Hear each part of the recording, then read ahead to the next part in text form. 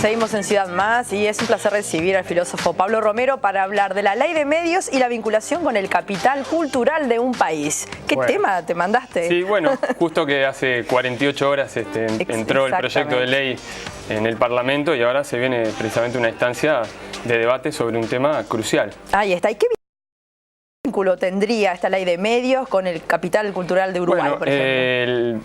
El proyecto de ley, entre otras cosas, aterriza en el tema de la concentración de los medios, Exacto. Pero además plantea una cierta regulación de contenidos, digamos, en función de cierto valor cultural de los programas a emitirse. O sea, no solamente habla respecto de una cuota de producción nacional, sino establece un vínculo referido al valor cultural de esa producción. En ese sentido, es interesante aterrizar, me parece, realizar el vínculo entre la ley de medios y la idea de capital cultural. Claro.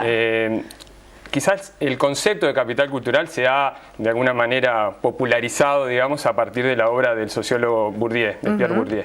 Pero nosotros tenemos también un filósofo que intuitivamente, sin desarrollar del todo esta idea de capital cultural, ya había instalado un poco un concepto que va por esas mismas vías, que es nuestro Carlos Baferreira. Claro. O sea, ya tenemos en el campo de la filosofía local alguien que ha trabajado justamente este aspecto.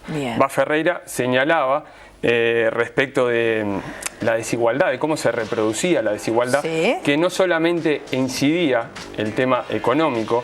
Recordamos que Baferreira incluso llegó a plantear la posibilidad de una ley de herencia para limitar generación a generación el tema de que se pueda competir en ciertas condiciones de igualdad, no que aquellos que ya nacen con ciertas condiciones económicas de privilegio o por el contrario con condiciones económicas que le perjudican, no puedan de alguna manera obtener niveles sociales que no tengan que ver con sus talentos y virtudes. Ahí está. Entonces él apoyó aquella idea de limitar, por ejemplo, la ley de herencia, pero él decía, hay algo que nosotros no podemos limitar, que es más intangible, que es justamente los bienes culturales. Nosotros no podemos decirle a un padre que no transmita su bagaje cultural, por ejemplo. Claro. Entonces el tema de lo cultural determina en buena medida, en esa sana competencia que planteaba Ferreira, el lugar del punto de partida. Algunos están unos cuantos metros atrás de ese punto de partida y algunos unos cuantos metros adelante. En un hogar donde, digamos, el libro, por ejemplo, es un objeto extraño, hay una gran diferencia en aquellos lugares donde hay, el cultivo. Una familiaridad con el texto. De esos insumos culturales que de alguna manera generan un plus, una diferencia de algunos individuos por sobre otros. ¿Y los medios cómo pueden llegar a ayudar, digamos, te iba haciendo una pregunta obvia, a construir este capital cultural? Bueno, el tema es precisamente discutir en qué medida pueden incidir o no los medios en la construcción de este capital cultural. Decía antes sobre esto, justamente del capital cultural, quien quizás desarrolló un poco más esta idea, es Bourdieu. Yo les traje un pequeño videíto de 1 minuto donde desarrolla un poco esta idea de cómo hay que tomar el elemento económico, pero quizás hoy en día el elemento primordial sea también el elemento cultural. Bueno, lo vemos, Pablo. Un videíto para ver. Bien.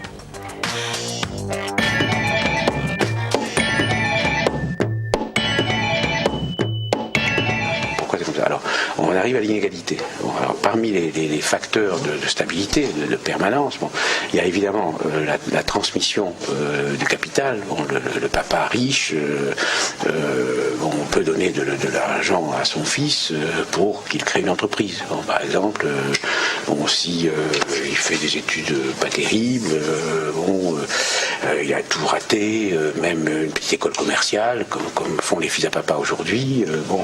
Le papa peut lui donner un pécule et puis il démarre. Bon, alors celui qui n'a pas, et du coup, il va se reproduire. Il tombera pas, tu ne deviendras pas ouvrier. Bon. Voilà. Alors, mais aujourd'hui, de plus en plus, il y a une autre forme de capital, laquelle qui est ce que j'appelle le capital culturel, c'est-à-dire le capital culturel est un élément très très important, et je pense qu'aujourd'hui, de plus en plus, dans les sociétés contemporaines, développées, mais même les autres, la reproduction des inégalités se fait de plus en plus à travers la transmission du capital culturel. Et alors ça, ce sont des choses qui, par Et donc, encore une fois, quand j'ai commencé à travailler, on disait la mobilité sociale, les États-Unis sont le pays de la mobilité, une génération self-made men, etc., etc. Bon, c'est du bidon, c'est du pipeau. Il y a eu des travaux en partie inspirés par ce que j'ai fait ici en France, qui ont montré qu'aux États-Unis, les inégalités liées au capital culturel sont encore plus grandes qu'en France, dans la mesure où l'accès aux grandes universités est doublement contrôlé par le capital, d'une part par le capital économique, parce que les études valent très cher, et d'autre part par le capital culturel, parce que comme ici, ça se transmet à travers...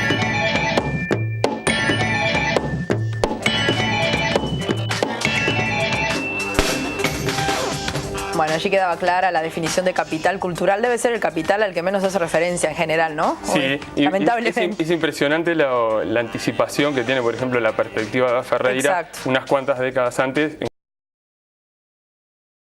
en la misma perspectiva de Bourdieu. Claro. ¿No? La importancia de la transmisión del capital cultural en la reproducción de las desigualdades sociales.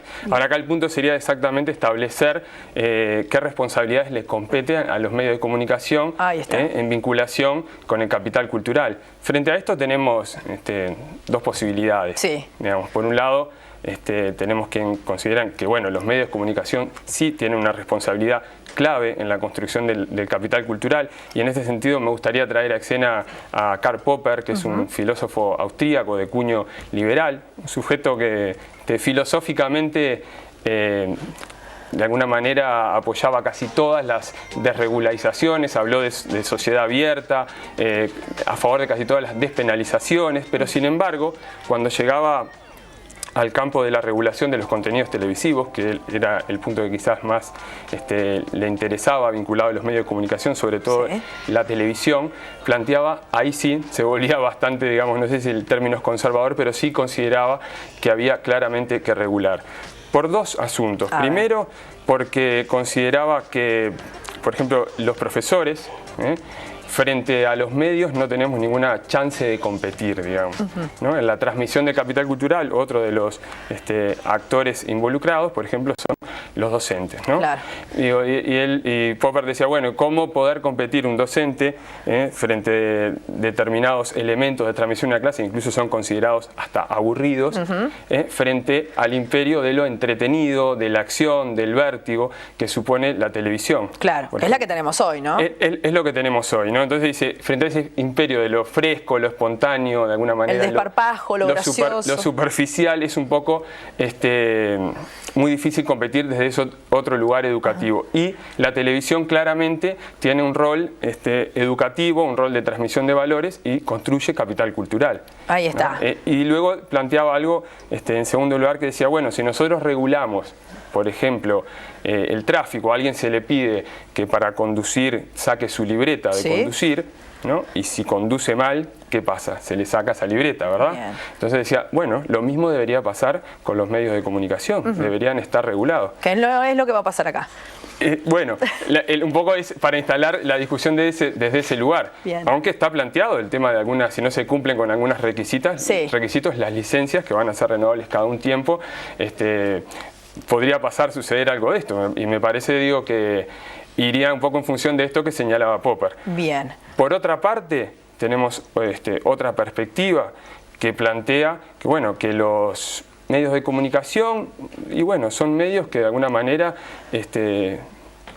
apuntarían, y está bien que apunten, a lo trivial o a lo superficial, o son espacios de entretenimiento. Claro. O como señalaba Sandino Núñez en alguno de sus programas, los medios, la arquitectura misma de los medios están pensadas en función de lo trivial o lo superficial. Bien. Y en este sentido me gustaría, para poder un poco también ilustrar esta otra perspectiva, un pequeño diálogo. Traje un video, justamente una charla entre Sandino Núñez y Gerardo Sotero en el programa El Lado Oculto. Ah, perfecto, lo vemos.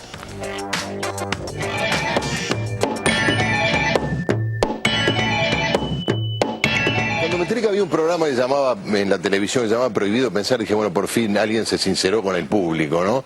Sí, pero... sí, claro. Es una buena consigna. Por lo menos mientras dura el programa no se puede pensar. Ahí está.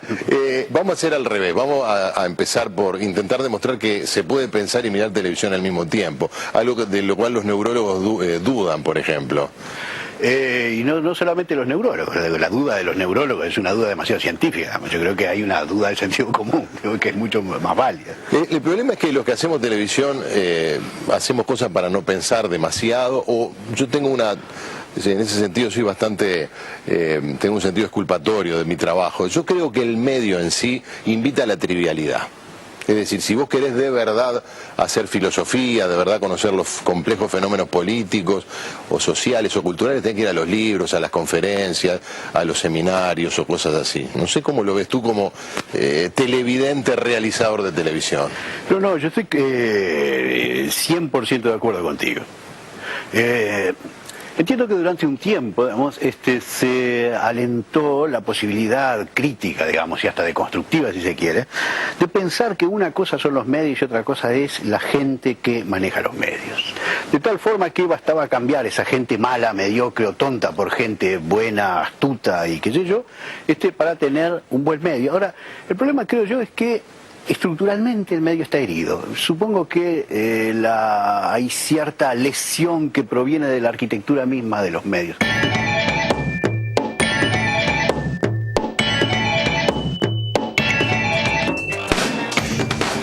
Muy bien, el medio está herido, decía Sandino Núñez en ese diálogo. Y acá la gran pregunta sería justamente si el medio invita a lo trivial y si no se debe asumir un rol educativo y cultural. Y no se puede ir por el camino del medio, a veces se dice que lo cultural aburre. De los medios. Claro. Bueno, esa va a ser un poco, creo que, la discusión y desde la que se debería instalar, me parece, para tener un debate con otra mayor riqueza, digamos, este tema, el asunto, justamente vincular medios y capital cultural, y cuál es la incidencia que tienen y cuál es el rol que juegan los comunicadores en esta situación. ¿Y qué rol jugaría un ombudsman? ¿Qué te parece? La figura del ombudsman, que además ahora aparece, además de aparecer recogida en el proyecto de ley que acaba de entrar en el Parlamento, es muy interesante que en su nacimiento, al menos acá en nuestro medio, haya estado atrás de esta figura un filósofo, un colega, que es Agustín Cortoasí. Exacto. Que estuvo trabajando esta idea del mediador cultural. Yo creo que es muy interesante porque plantea algo central, que es la idea de que además de derechos económicos y sociales hay que defender los derechos culturales. Y la figura del ombudsman representaría de alguna manera la defensa de esos derechos culturales. Por ejemplo, cuando los padres en su tarea como educadores se vean menoscabados por lo que se transmite a través de los medios, supongamos la llamada TV chatarra, podrían tener la posibilidad de hacer una especie de denuncia al respecto. Denuncia en el sentido como cuando uno denuncia como consumidor frente a tal producto. Seguro. Y de alguna manera reclamar de ese espacio de los derechos culturales una protección respecto de la educación de sus hijos. Me parece que es una figura interesante a traer a escena. Y por supuesto, lo dijo también unos días antes de que ingresara el proyecto de ley al Parlamento, lo planteó también Astori, también hay que plantear la sana duda respecto de la intervención del Estado en este asunto, ¿no? Si se podría correr el riesgo de cierta censura. Tenemos que ver también quién establece en definitiva qué es lo culto o qué es lo cultural, quién establece y desde qué lugar ese canon y qué va y no va.